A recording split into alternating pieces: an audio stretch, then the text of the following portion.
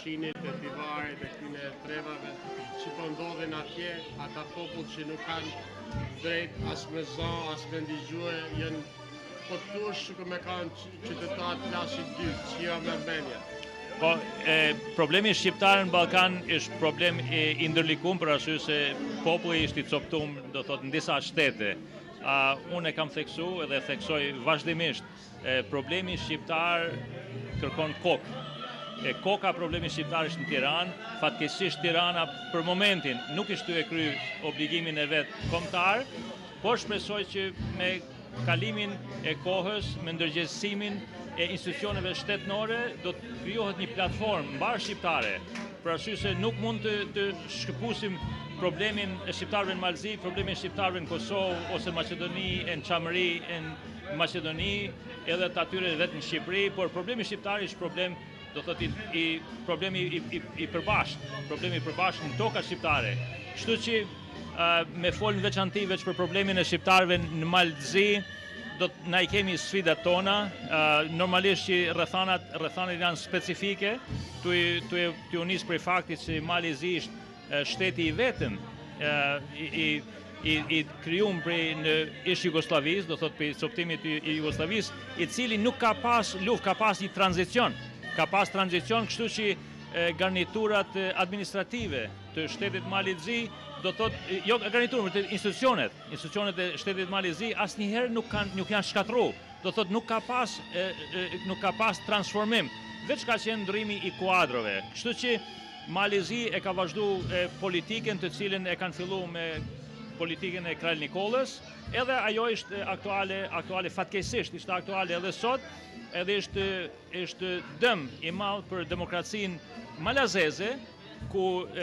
elita politike malazeze mundohet të thirret në një shtet qytetar, kurse faktikisht lufton edhe prej pozitës diskriminuese dhe lufton për asimilimin e popujve të tjerë në Malzi. A mendoni që neve na mungon edhe bashkimi kombëtar, atë do të ishim edhe më të fortë apo jo? Po, bashkimi kombëtar është frazë, është një frazë të cilën ne shqiptarët kemi dëshirë ta frymëzohemi prej saj, të reklamohemi, ta përdorim si slogan të vetëm, slogan të për shprehjen atij vullnetit, asaj ndjenjes tonë patriotike. Por harrojmë që lufta për bashkimin kombëtar nuk bëhet nëpërmes të parullave, nëpërmes të mitingjeve, nëpërmes të, megjithëse edhe kultura, këngë, të gjitha këto ndihmojnë në ruajtjen e identitetit, por jo në bashkimin kombëtar. Bashkimi kombëtar bëhet atëherë kur analizohen gjanat në mënyrë të mirëfillt, edhe duhen me marrë parasysh të gjitha elementet të cilët e krijojnë një shtet, por të njëjtën kohë nuk guxojmë me shkput veten prej realitetit gjeopolitik. Prandaj bashkimi kombëtar është kompleks, edhe shtetet e Evropës, edhe të Amerikës, edhe Amerika do thotë bashkimin e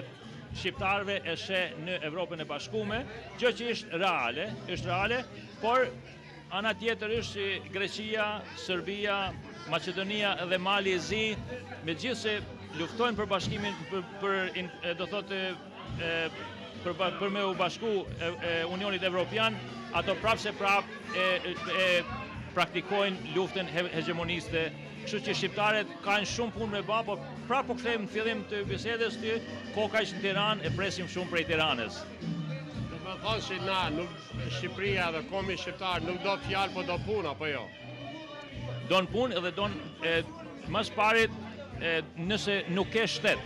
i cili funksionon. Na mund të flasim retorikën politike, shqiptarët kanë filluar me e praktiku, edhe e shfrytëzojnë në mënyrë perfide, sidomos të për mitingjet politike, por realiteti është që Shqipnia edhe Kosova janë të ballafaqume me kancerin e demokracisë. Kanceri i demokracisë unë e quaj fenomenin, do thotë, e korrupsionit, i cili është aktual edhe është evident në çdo hap, në çdo pjesë të shoqërisë, edhe në Shqipni, edhe në Kosovë. Përveç, do thotë, korrupsionit, pjesa tjetër është nepotizmi. Do thotë, këto janë dy elementet të cilët shoqërinë, demokracinë e shkatrojnë prej mbrenda. Prandaj pa një shtet i cili funksionon, i cili ka institucionet të cilët funksionojnë pavarur prej politikës të përditshme apo politikës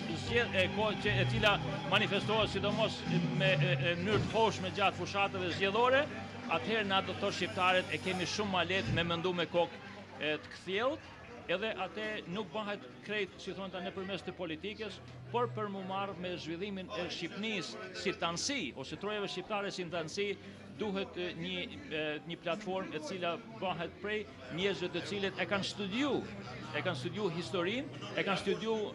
aspektin politik, edhe e kanë studiu diplomacinë, e ku shqiptarët gjithmonë kanë qenë shumë rapa në krahasim me fësinjët e vetë. Ju falënderit për kohën që ja dhatë ti në televizionit, inshallah në Shqipërinë etnike për gjithë shqiptarët.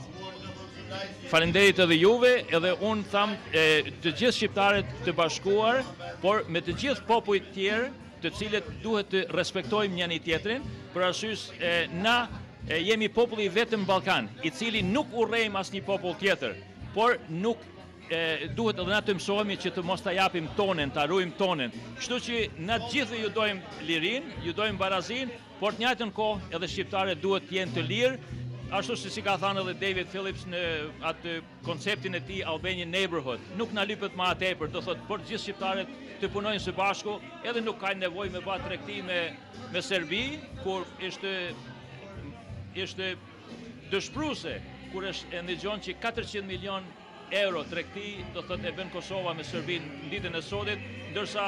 tatimi i mallave në shkëmbimit me Shqipërinë, taksat e doganave janë, do thotë shkojnë disfavorin e zhvillimit të ekonomisë në brenda trevave shqiptare. Do thotë duhet ta